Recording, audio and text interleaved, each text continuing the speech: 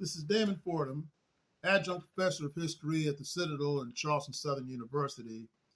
And this evening, I'm going to tell you about these amazing stories that were lost for 90 years.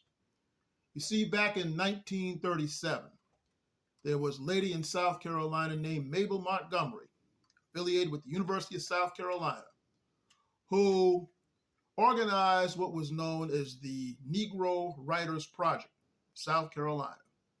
She was a white woman who was involved with the Federal Writers Project, and they were going to create what was called the Negro Guide for South Carolina. So she hired some black writers, including Augustus Ladson, Mildred Hare, and Laura Middleton, among others, who went throughout South Carolina, and about several others, I might add, that went throughout South Carolina collecting the stories of black people to put in this Negro Guide to South Carolina. But it turned out the stories were a little too hot to handle. There were recollections of the Denmark Vesey Slave Rebellion. There were stories of the Charleston Race Riot of 1919. And the biographies of black teachers, lawyers, civil rights leaders, that sort of thing. Pretty interesting stuff. But they decided it was too hot to handle, and those stories were not published. But fortunately, instead of destroying them, those stories were held at the Caroliniana Library at the University of South Carolina's archives in Columbia.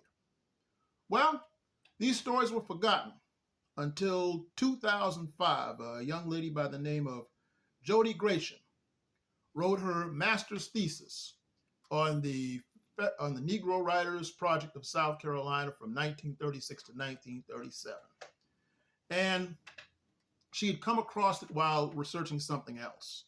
And coincidentally, while I was at the Caroliniana Library at the University of South Carolina, I came across those stories too. And so I found out they were public domain. And so I, arranged with some of the good folks over there. And thus, a number of these stories wound up in my book, The Black Folktales and Chronicles of South Carolina.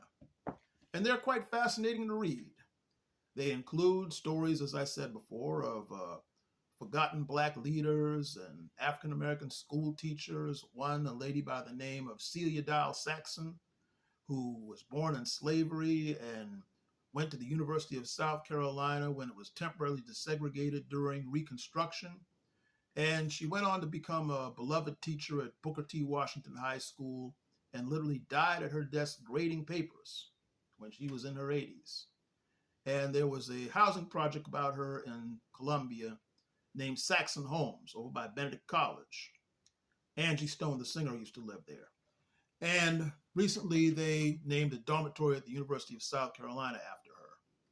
Stories like that. Incidentally, this is her right about here in this picture during the 1870s. But anyway, I collected some of those stories in my current book, The Black Folktales and Chronicles of South Carolina. If it's not at your bookstore, you can order it from your bookstore or order it online so you can get some really interesting things that most history books do not cover at a time when a lot of these stories are currently trying to be silenced. Well, you can read these and watch this YouTube channel and get some good, verified, and documented information. This is Damon Fordham.